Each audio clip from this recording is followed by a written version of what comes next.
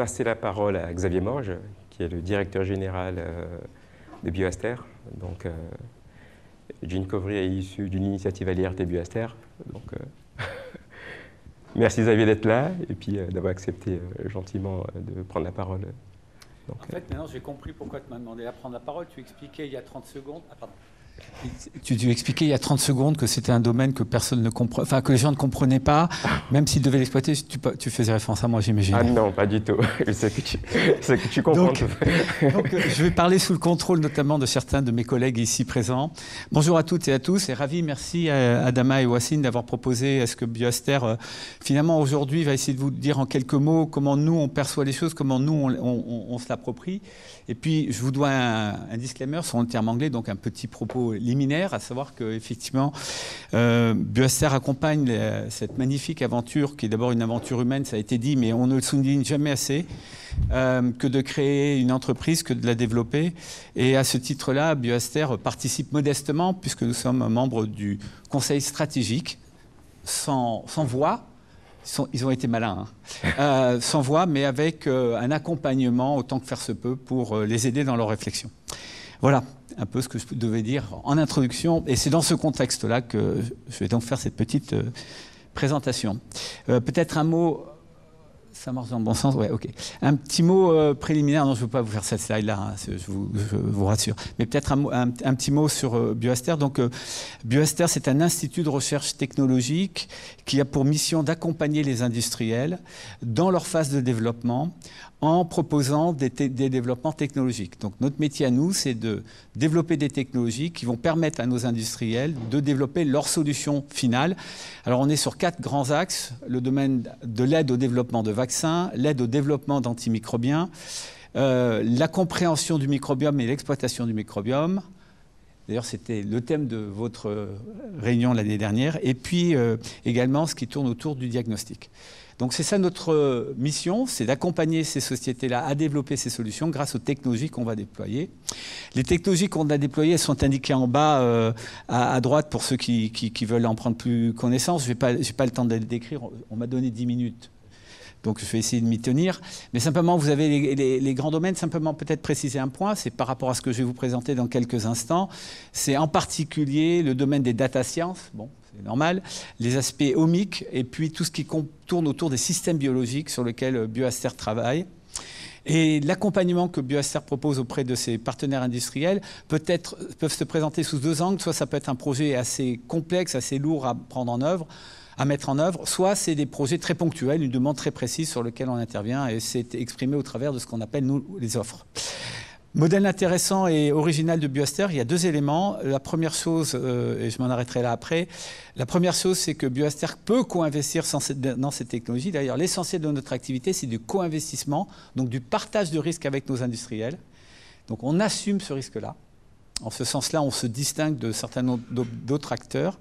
Ça, c'est la première chose. Et la deuxième chose, c'est que, puisqu'on est là pour faire sauter des verrous technologiques, il y a des verrous technologiques qui intéressent plusieurs industriels au même moment.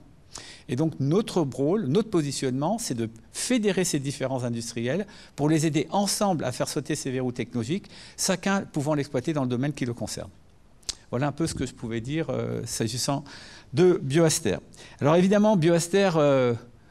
comme tous les acteurs qui sont ici présents et plus largement, on a un vrai sujet.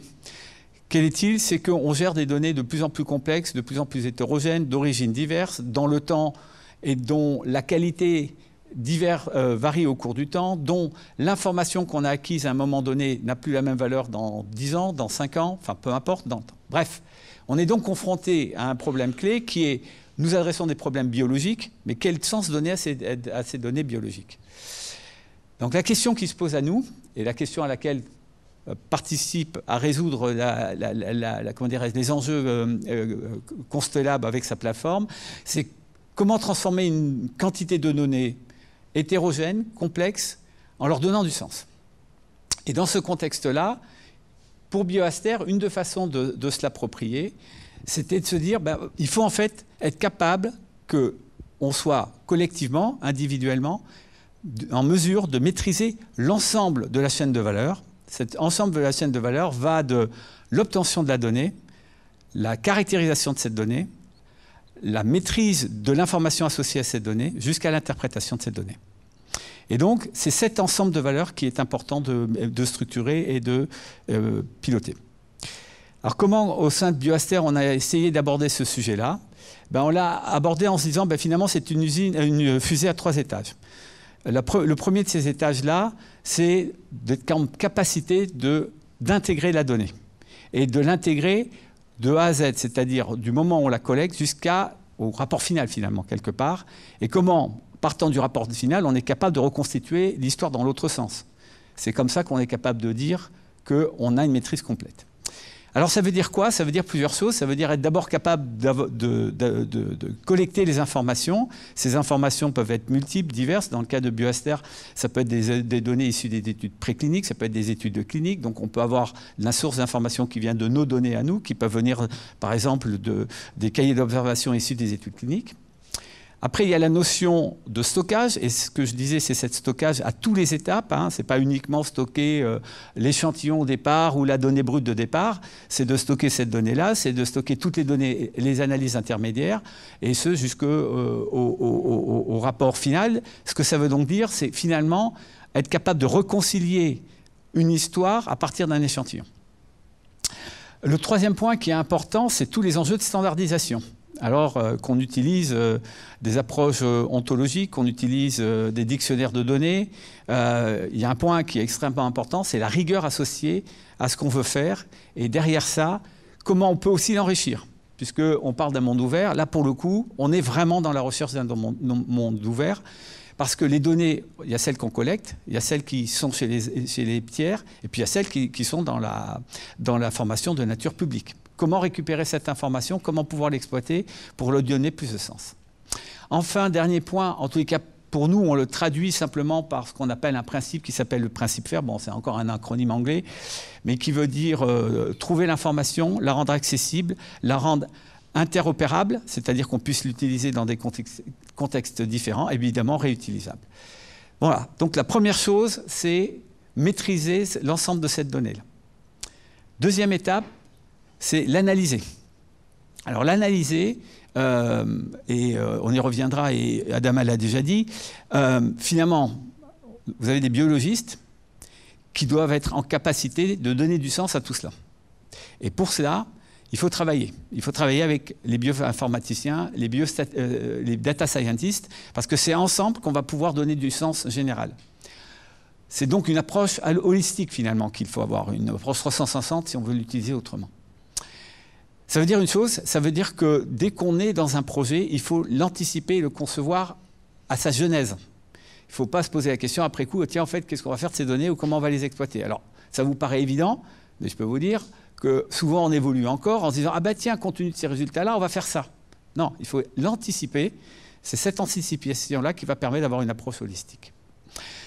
Dans le cas de BioAster, on aborde des sujets très très variés, et donc donner du sens, c'est aussi trouver des éléments de corrélation.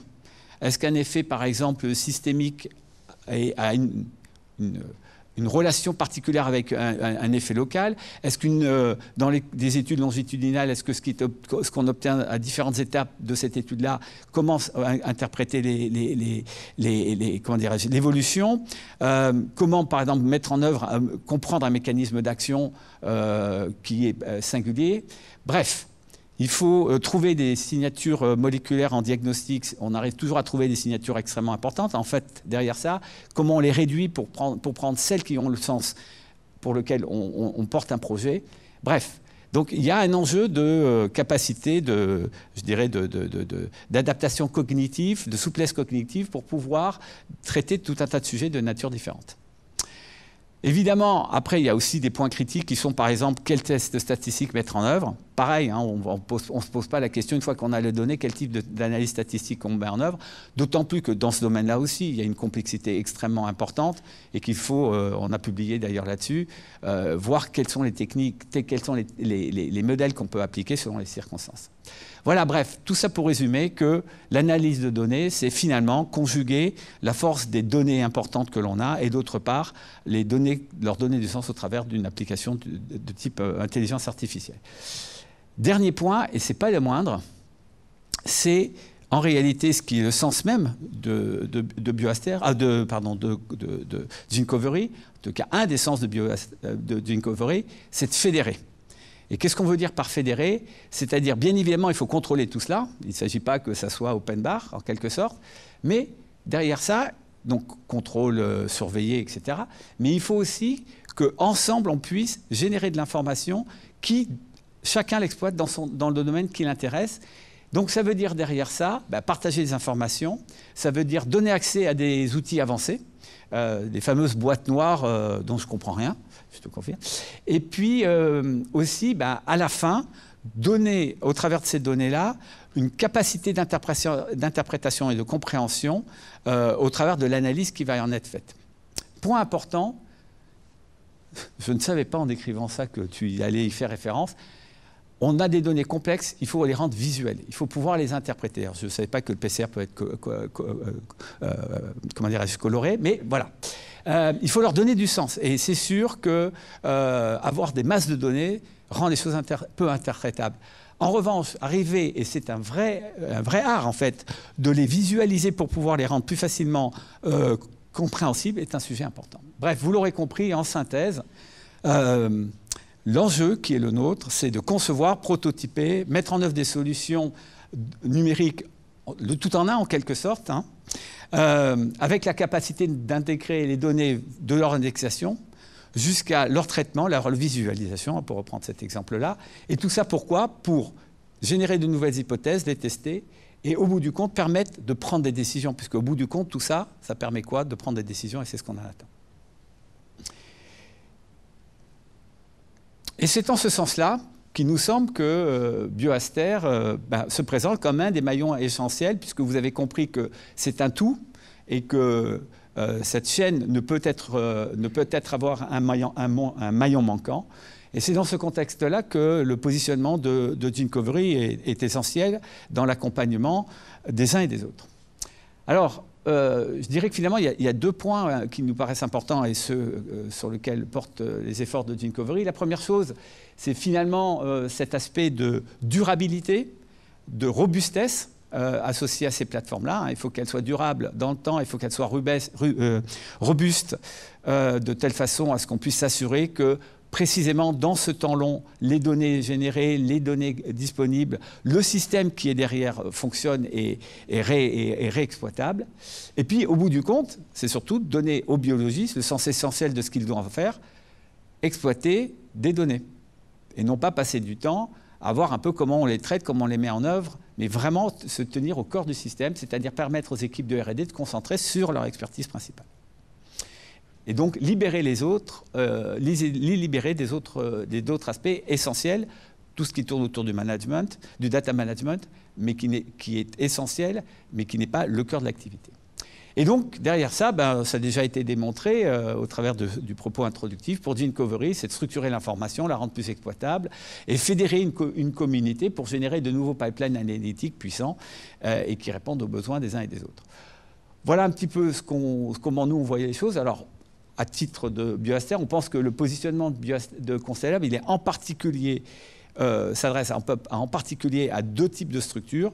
Évidemment, toutes les sociétés qui se créent et qui se disent ça, c'est important d'avoir tout ça, mais je ne vais pas l'avoir en interne, donc je vais m'appuyer sur ces structures. Je suis convaincu aujourd'hui qu'il y a beaucoup de sociétés qui, sachant que ça existe, ne vont pas faire cet investissement en interne. Et ils ont raison, elles ont raison. Évidemment, il y a quelques années, on était bien obligé de le faire. Mais maintenant que cette offre existe, on peut se poser la question autrement. De façon générale, comme toute structure, qu'est-ce que je garde en interne et qui est clé, et qu'est-ce que j'externalise, parce que c'est un coût variable, un besoin variable, mais pas un besoin essentiel au sens du cœur du métier de nos activités. Et évidemment, ça intéresse à notre sens aussi toutes les sociétés de taille intermédiaire qui ont déjà mis en place des briques, mais il faut donner du sens à tout ça. Et croyez-nous, chez BioAster, on connaît un peu le problème. Dernier point, et ça a déjà été évoqué, il y aura une présentation tout à l'heure de fait, comment nous, BioAster, on peut se positionner, comment on peut travailler avec Gincovery, comment on essaie de travailler avec Gincovery, c'est précisément de générer la connaissance. Et donc, compte tenu du positionnement de BioAster que je me suis permis de vous présenter, et puis compte tenu de ce que fait Gincovery, l'enjeu pour collectif, en tout cas pour Gencovery et pour BioAster, avec des partenaires industriels, c'est donner du sens. Et pour ça, générer de l'information, il faut bien de la donner pour pouvoir en faire quelque chose après. Donc, aux sciences de l'ingénieur, le rôle de Gencovery, et au sens des sciences du vivant, le rôle finalement de BioAster dans notre complémentarité, j'entends par là. Hein. Et c'est ainsi que il y a un projet, alors je ne vais pas venir dessus puisqu'il y a une présentation qui est faite tout à l'heure et puis Wassine en a déjà dit quelques mots, mais voilà un exemple typique où en utilisant les technologies omiques, couplées à l'intelligence artificielle, on essaye au bout du compte de mieux comprendre les processus biologiques qui sont mis en œuvre dans les cadres des bioproductions et ainsi d'essayer d'en tirer des leçons pour mieux maîtriser ces phases de production. Voilà ce que je pouvais vous dire. Et donc, pour conclure, simplement, souhaiter le meilleur à Gencovery et nul doute que le futur de Gencovery, moyennant un peu de sueur et un peu de volonté, devrait être très positif pour les années à venir parce que la demande, comme vous l'avez compris, est énorme. Je vous remercie pour votre attention.